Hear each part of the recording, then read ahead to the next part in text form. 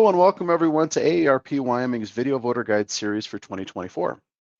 I'm Tom Laycock with AARP Wyoming, and today we're joined by Steve Johnson, who's running for the Wyoming Legislature in House District 8, which is north of Cheyenne. AARP has a proud 40-year history of nonpartisan voter engagement and does not endorse or oppose candidates, nor does AARP make contributions to political campaigns or candidates at any level. Instead, we ask questions so our members understand where the candidates stand on important issues and can make their own decisions on Election Day. Today, we'll ask Mr. Johnson 3 questions, allowing for a 1-minute and 30-second response to each. Then we'll give Mr. Johnson 2 minutes to make his pitch to the voters of House District 8. So, Mr. Johnson, our first question is this. Over the last 2 years, the Wyoming Legislature has made providing property tax relief for its citizens a priority. What is the best way to provide relief while balancing revenue needs for our schools, counties, and other entities that rely on property tax to maintain sustainable funding? Well, the 2 bills that were signed into law by Governor Gordon are nothing more than deceptive electioneering that my opponent supported and have not provided meaningful tax reform for the citizens. House Bill 3 requires that you have paid property taxes for the last 25 years and does not give immediate tax relief for the Wyoming citizens. Wyoming's population of those over 60 grew over 47% from 2020 to 2020, 2010 to 2020. So it means 47% of you are out of luck. You will not get that deduction. That was a ridiculous bill. I can't believe that my opponent voted for that. It does not give you property tax relief, which is what the citizens really need in the state of Wyoming. I know many of you decided to retire here in Wyoming, and if you haven't been living in your house for 25 years, you will not get that property tax deduction. So I would ask you to vote for me and not my opponent in August 20th election. Our second question for today. Wyoming's population of those aged 60 and over grew by 47% from 2010 to 2020, while the state's entire population grew just 2%. We know 64% of all nursing home beds in Wyoming are paid for right now by the state Medicaid program. What do you see as the greatest barrier to helping our older adults age in their homes and communities, and what solutions would you provide? I think that the problem with our property tax system, retirees' pensions and income are not keeping up with inflation of property taxes. There's 3,400 houses in the state of Wyoming that are under the tax sale liens right now. So when those people lose their house, it's up to the state of Wyoming to provide housing for them. They will lose everything because their property taxes have gone up so extreme measures, over 71% in the last 4 years.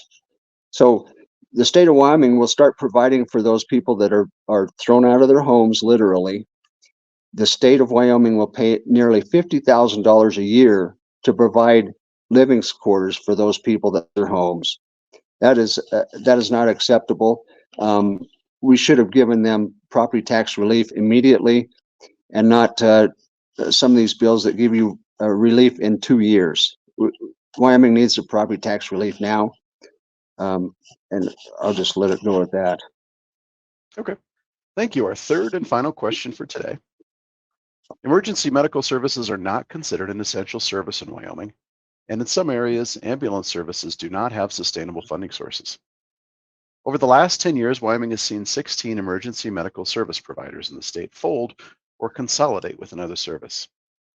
What solutions would you offer for ensuring access to ambulance services? I think that Wyoming, living in rural communities where you're several hundred miles away from a major hospital and flight for life, if that's really a problem for you and you think you're going to need that, you might want to live closer to a larger population center. I know that larger governments, every city in Wyoming, they provide ambulance service. You can't expect Point of Rocks, Wyoming, to have an ambulance service there 24/7, which you would need. That cost of that would be prohibitive. I think also that local governments could save money. I know our local city and county, they send a fire truck, a full-size fire truck crew with every ambulance call. Well, they don't need jaws of life to get in a home where somebody has fallen down or slipped and hurt himself or is having a heart condition. So I think we could save money by not sending our fire trucks along with the ambulances unless they're needed. That money could go to ambulatory care and other services that we need as elder citizens. Well, thank you, Mr. Johnson, for being a good sport today and answering our questions. Now let's give you 2 minutes to explain why you believe you would be the best person to represent House District 8. Well, I started this campaign because I have 9 grandchildren, and I just do not like the direction that the Wyoming state government has taken us. I would like to